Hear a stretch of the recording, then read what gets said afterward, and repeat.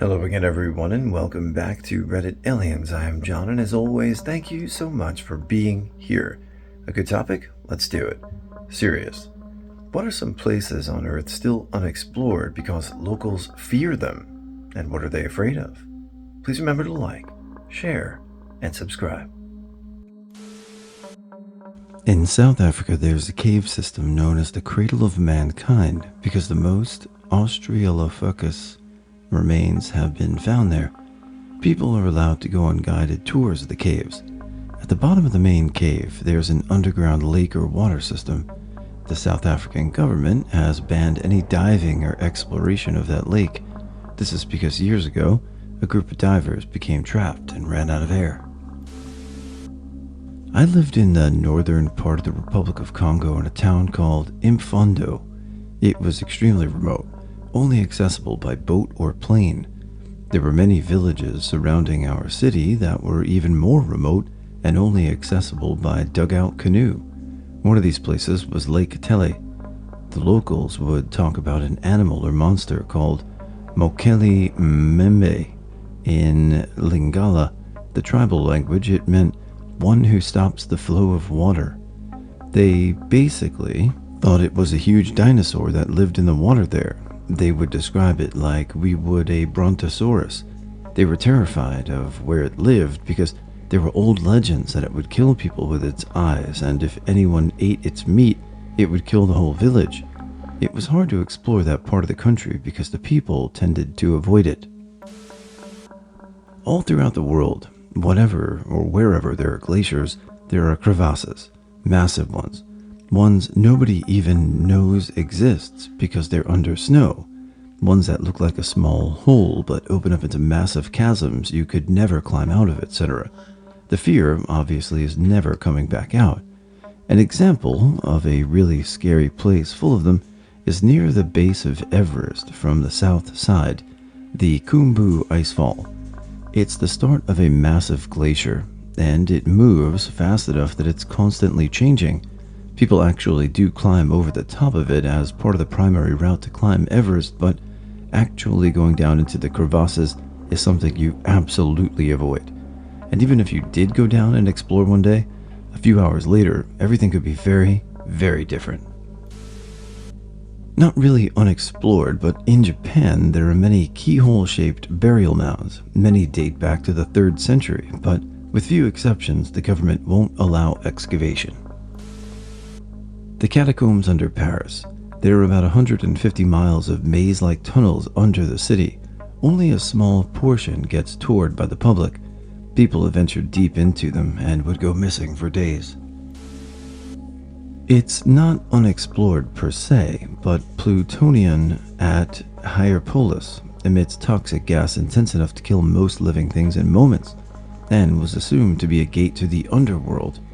In a rather illuminating display of their culture, rather than avoiding the cave of painfully slow asphyxiation, the Romans turned it into a tourist attraction at which one could purchase a live animal to throw in or meet the Oracle of Pluto, who would have thought into the cave and lived.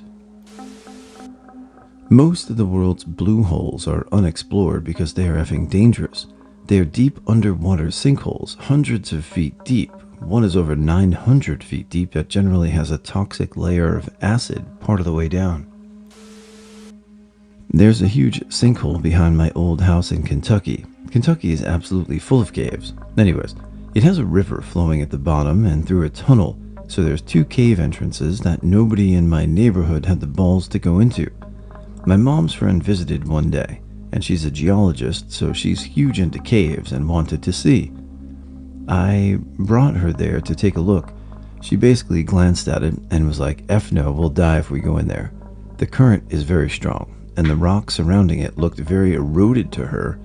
She said it's at high risk of collapsing, and the current would sweep us under the underground either way. I wish she had brought more of her tools and stuff. Supposedly she could have put in like a sonar buoy to see how far it goes. Recently, an ancient city was discovered in the vicinity or in the forest area of Rio Plantona, Honduras. Recently, because the cartels have such a big effing hold over it, that it's simply impossible to go in there without dying or worse. So much history that could await along the river, not found because of drug lords. La Ciudad Blanca, I believe it was called. Hades Gate, or the Gate to Hell in Denizli, Turkey. Supposedly, there's so much carbon dioxide coming out of the entrance of the ancient site that anything that gets close to it dies from asphyxiation.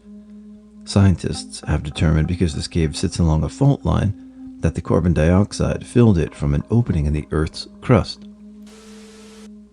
Perhaps my favorite, and that is closest to me, is the former nuclear jet testing labs in Dawsonville Forest in Georgia. They're abandoned now. Some people have explored there, but back in the 50s there were naked nuclear testing, no protection barrier, which means there is concern for high levels of residual radiation. That said, the bunkers still exist, rumored to be complete with furniture and other things untouched since it was abandoned. Look, I'm not going to, and I totally understand, but in reading these, a lot of them, besides the water stuff, I was like, I want to go there. I don't know, I'm an idiot. The Nahani National Park in northwest Canada, also known as the Valley of Headless Men. There are no roads leading in, and it is only accessible by boat or plane. Ancient tribes of the Nahani Valley were afraid to settle within the region, as they believed it to be an evil, haunted place inhabited by various spirits, specters, and devils. In the 18th century, Europeans began arriving to the area looking for gold. In 1908, two brothers, Willie and Frank McLeod, pushed farther into the valley looking for gold and disappeared, only to turn up beheaded. More beheadings and mysterious deaths began occurring over the years. In 1945, a trapper appeared to have been flash frozen despite evidence of having a fire going and clutching a pack of matches. Many others just simply vanished, never to be found. Around 44 people had vanished under unknown mysterious circumstances by 1969. To this day, there's no answer to what was responsible for the beheadings or the disappearances. The area is so forbidding and remote that very few people other than the adventurous rafters ever attempt to explore it. Despite being a national park, Nahani Valley is almost completely unexplored. Bottomless lakes in New Mexico are what they sound like. Some of the small lakes have no bottom and feed underground rivers and streams stretching hundreds, possibly thousands of miles. Trackers have been tossed in and found days later in the Gulf of Mexico. They have claimed many lives of careless swimmers, and the dangerous lakes are now sealed off. I swam in the safe ones nearby, but always felt kinda creeped out. Huskell Castle was built to cover up the opening to Hell, a seemingly bottomless pit from which the demons of Hell would crawl out at night to wreak havoc. Located in the Czech countryside, before the castle was built to seal this entrance to Hell, prisoners who had been condemned to death were thrown in. Scary shit, my dudes. Not thrown in, but rather lowered down by rope. The prisoners would do this in exchange for a pardon. There's this one legend where a prisoner went in for a pardon. While he was being lowered down, he screamed so horrendous that the guards raised him up, only to find out he had aged a lot, like to the point he was graying. He died a few days later, I think. The Inyanga Mountains in Zimbabwe. The myth is that if you climb this mountain and make nasty, derogatory comments about the vegetation or rocks or anything you see there, e.g. you pick a fruit and comment on how bitter it tastes, you'll disappear forever. It sounds ridiculous until you learn that several people, including tourists, have disappeared on that mountain. Extensive manhunts and helicopter searches failed to find a single person, dead or alive. Locals fear the mountain, but tourists take it as a challenge, but doesn't end up good for a lot of them. The most recent case was Zaid Dada. Padmanabhaswamy Temple in Kerala, India. There are 6 underground vaults labeled ATOF in a temple, out of which 5 have been opened. From these 5 vaults, about a ton of gold in the form of jewelry, coins, and utensils has been found, apart from diamond and other precious stone necklaces stretching 9 feet long. But the real mystery lies in Vault B, which is yet to be opened. There's a warning on the door written in Sanskrit that curse and calamity will befall anyone who tries to open the door. The door is said to have been sealed with Nagabandham, or the snake seal by Siddha Purush, aka a very powerful sage who has realized the true potential that a human can achieve through spiritual disciplines such as meditation. A Siddha Purush is like a living god, and only a Siddha Purush can open this vault again using the Garuda mantra. Any other human being who tries to open the vault will fail and feel the wrath of the seven-headed serpent that guards the vault. This seven-headed serpent is one of the primal beings of creation and servant of the creator of the universe, the god Vishnu. The tomb of the Chinese emperor Qin Shi Huangdi. Although we have seen images of his famous terracotta warriors, nobody has ever entered the tomb. Since he was the most tyrannical and violent leader in Chinese history, and because he was so powerful, there's a lot of superstition about his evil spirit and other crazy things about it. Not to mention there's a rumor of a lake of mercury within the tomb, so it could prove dangerous to open at all.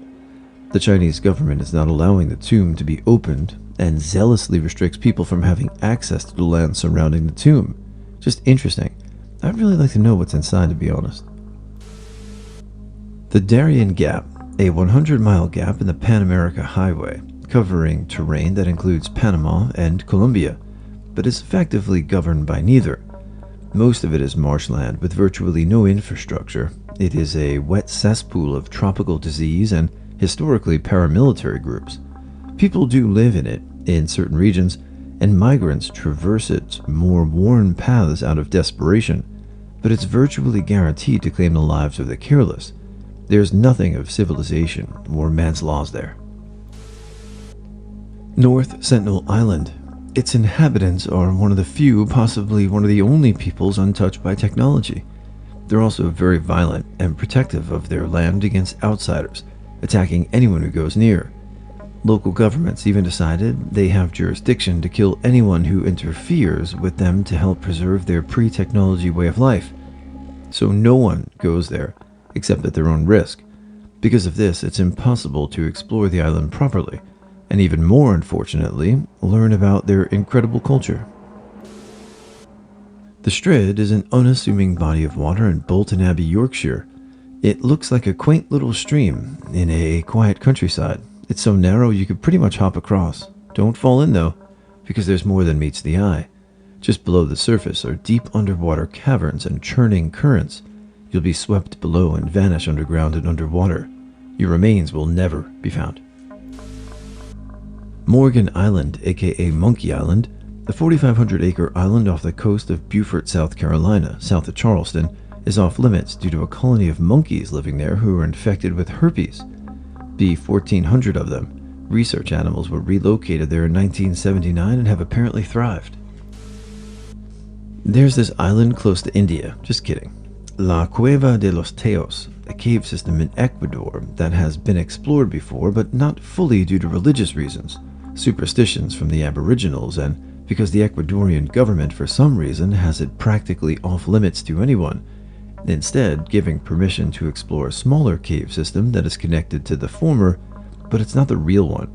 Different artifacts have been found, but a special one stands out of a human eagle form, most likely a god, that is for all intents and purposes exactly the same as another one that is found in ancient Mesopotamia, if I'm remembering correctly.